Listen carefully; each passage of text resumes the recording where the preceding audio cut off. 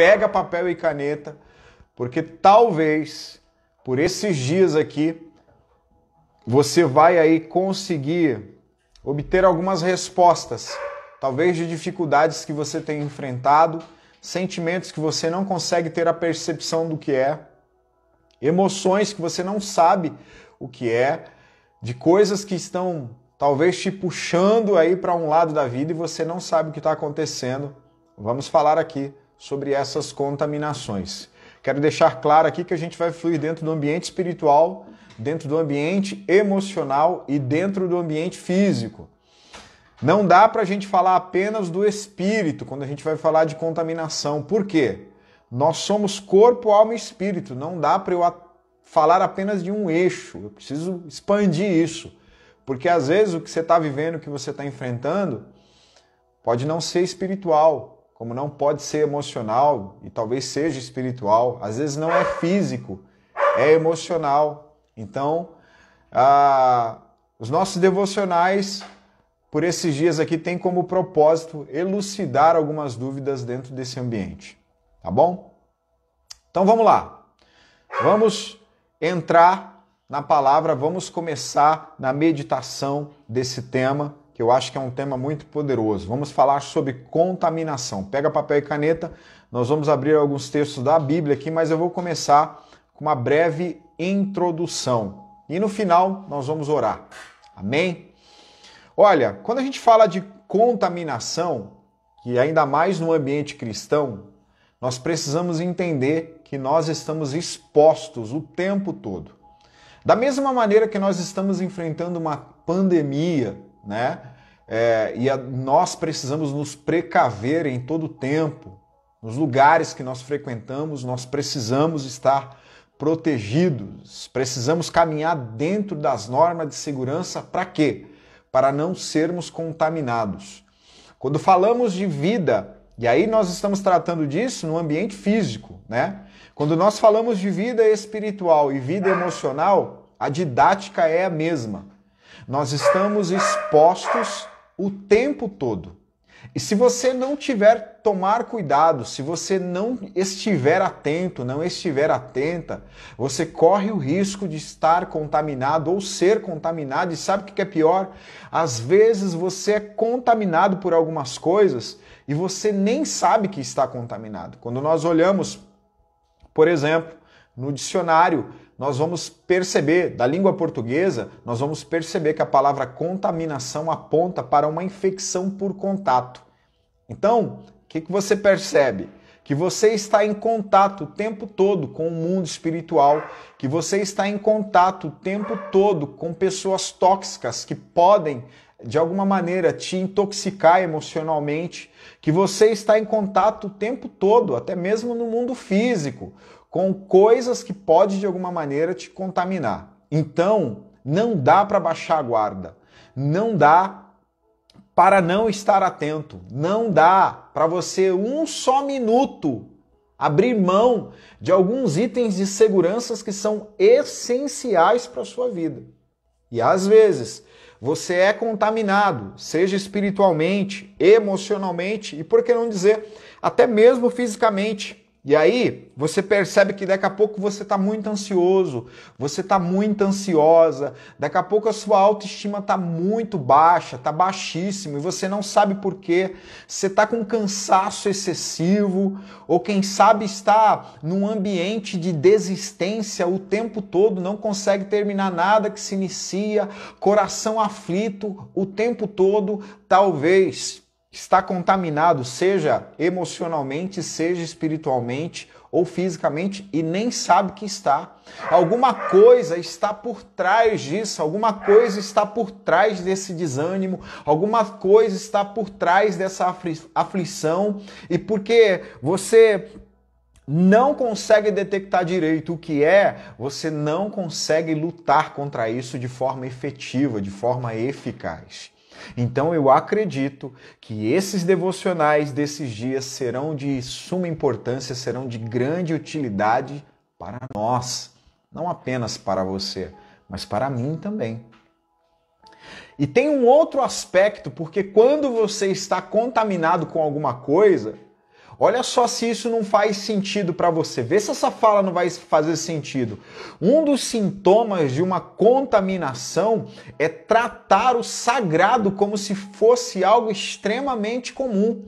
E quando eu falo de sagrado, eu não estou apenas usando o sentido da liturgia, o sentido espiritual da coisa. Não é sagrado no sentido apenas litúrgico, mas é sagrado do ponto de vista da importância. Já parou para pensar que existem momentos na tua vida que você pega aquilo que é sagrado, que é importante, e aquilo perde o sentido para você, deixa de ter valor para você. E aí nesse momento, talvez você está contaminado, ou com uma hoste espiritual, ou foi uma palavra que atingiu o teu emocional, e você, por não conhecer isso, por não saber que está passando por esse momento, o que acontece? Você começa a adoecer cada dia mais, e porque não sabe o que está te adoecendo, não consegue combater.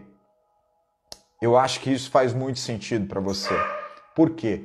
Isso faz muito sentido para mim. Agora vamos olhar para a Bíblia, vamos para dentro da palavra. E eu quero falar algumas coisas aqui.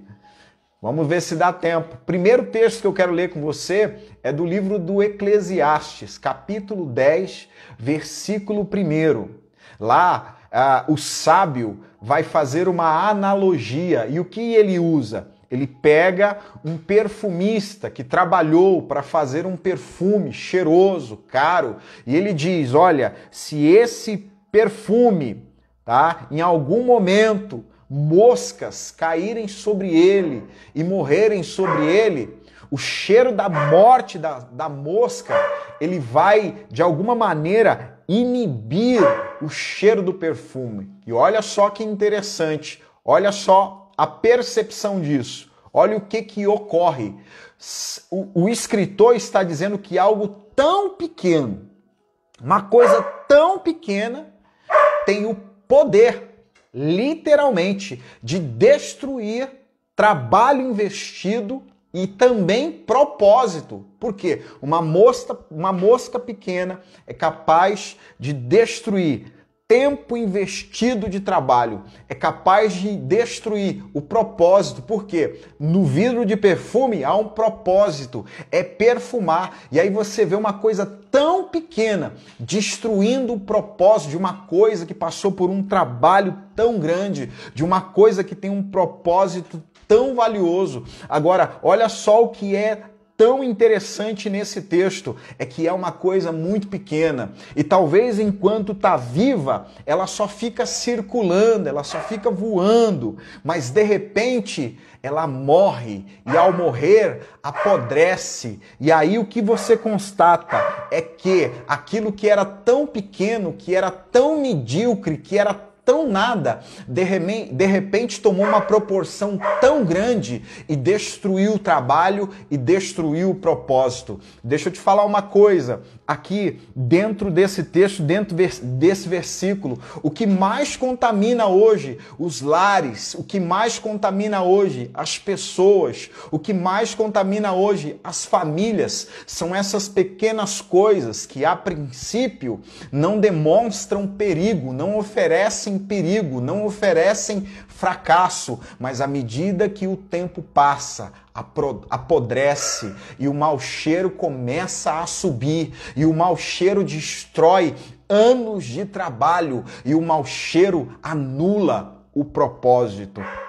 Ainda em outro texto, em Cânticos, em Cantares, capítulo 2, versículo 15, o texto vai dizer assim: apanhai-nos as raposas e também as rapozinhas que fazem mal às vinhas, porque as nossas vinhas estão em flor. Olha só a analogia que o escritor está fazendo. Existe uma vinha que foi semeada, que foi tratada, que viu crescer, que está no ponto das flores. E ele diz, olha, tomem cuidado, não apenas com as raposas, mas também com as rapozinhas, os filhotes de raposa, que aparentemente não oferece nenhum perigo. todo animal que você pega e você olha quando filhote ainda, em tese, a grande maioria, você olha para ele e diz, olha que fofo, nossa, que bonito, olha que bacana, mas esse animal que você pega às vezes, que é pequeno, que é inofensivo, se você começar a alimentar ele, você começar a criar ele, lá na frente ele vai crescer, vai se tornar um monstro e os prejuízos serão enormes. Cuidado com coisas que você julga inofensivas. O pecado é desse jeito. Ele começa de forma inofensiva na nossa vida e de repente a pessoa, o homem e a mulher começa a nutrir, a alimentar e logo se torna uma fera incontrolável. Por fim, nós vamos falar de Efésios, capítulo 6, versículo 16. O texto vai dizer assim, tomando sobretudo o escudo da fé, com a qual podereis apagar todos os dardos inflamados do maligno. Esse texto é muito interessante e aqui eu vou dar uma dica para você, tá? Porque Paulo está escrevendo e está dizendo, olha, escudo da fé. A fé aponta para a palavra. É interessante que lá no livro de Mateus, no capítulo 15 ou 16, se não estou enganado, versículo do 11 ao 18, Jesus vai falar que o que contamina o homem não é aquilo que entra, é aquilo que sai. Jesus está falando de palavras. E Paulo agora aqui ele fala, olha, tome o escudo da fé. É a palavra, viver a palavra, pensar na palavra, se nutrir da palavra, andar na palavra. Isso vai te proteger contra o quê? Contra os dardos inflamados do maligno. E aqui eu aponto duas características. Primeiro, dardo é aquele que te faz sangrar, é aquele que te faz perder a vida. Inflamado é o fogo, é aquele que deforma você, deforma a tua identidade, deforma as tuas características, deforma a tua paternidade, deforma o cônjuge que você é, o filho que você é, o obreiro que você é. Então, tenha a palavra em todo tempo, para que você não se contamine. A palavra genuína e verdadeira vai te guardar das contaminações espirituais e emocionais, porque a palavra é vida. Vamos orar. Pai, nós queremos te agradecer por esse tempo, te louvamos por esse devocional. Pedimos a ti, Senhor, que tu guarde o nosso coração, guarde a nossa alma, guarde a nossa mente. Pedimos a ti, ó Deus, que tu tome a nossa vida em tuas mãos. Perdoa os nossos pecados, Senhor. Nós somos falhos, somos pecadores. Estamos nessa semana tratando desse assunto que é como se fosse uma batalha espiritual, Senhor. E nós sabemos que, Senhor, lutas vão se levantar para que nós não, Pai, venhamos viver essa palavra, para que nós não venhamos ouvir essa palavra. Mas eu acredito, ó Deus, que essa palavra vem do teu coração, que esse devocional já estava no teu coração antes de nascer no nosso coração. Por isso, ó Deus, que esses dias sejam dias de vitória, ainda que existam batalhas, ainda que existam lutas, ainda que existam guerras, que sejam dias de vitória, Senhor. Ainda que hajam perseguições, tentações, ó Deus, que sejam dias de livramento, Senhor, porque nós, Senhor, tomando posse da palavra, entendendo a palavra, iremos viver, ó Pai, iremos viver o melhor dessa terra, Senhor. Iremos extrair da vida o melhor que ela pode nos dar, Senhor. Abençoa, Senhor, cada vida, visita cada lar, a cada família, Senhor, a cada pessoa, seja em casa, seja no trabalho, seja no carro, Senhor. Seja, ó Pai, deitado, seja orando, onde estiver, ó Pai, visite essa pessoa agora, em nome de Jesus. Nós te agradecemos. Que Deus abençoe sua casa, sua vida e sua família. Amém? Compartilhe a live, marque as pessoas, joga no grupo da família, entra lá no Spotify, começa a nos seguir, no YouTube também, compartilhe as nossas mensagens. Eu tenho certeza que existem pessoas que precisam ouvir essa palavra e eu tenho convicção que o Espírito vai comunicar no coração delas e elas viverão o melhor de Deus nesse tempo. Deus abençoe sua vida e eu te espero amanhã não deixe de estar aqui, porque nós iremos trazer novas orientações para que você consiga, em nome de Jesus, entender os processos de Deus na sua vida. Beijo no coração, deixa o seu like aí e compartilha. Amém? Que Deus abençoe.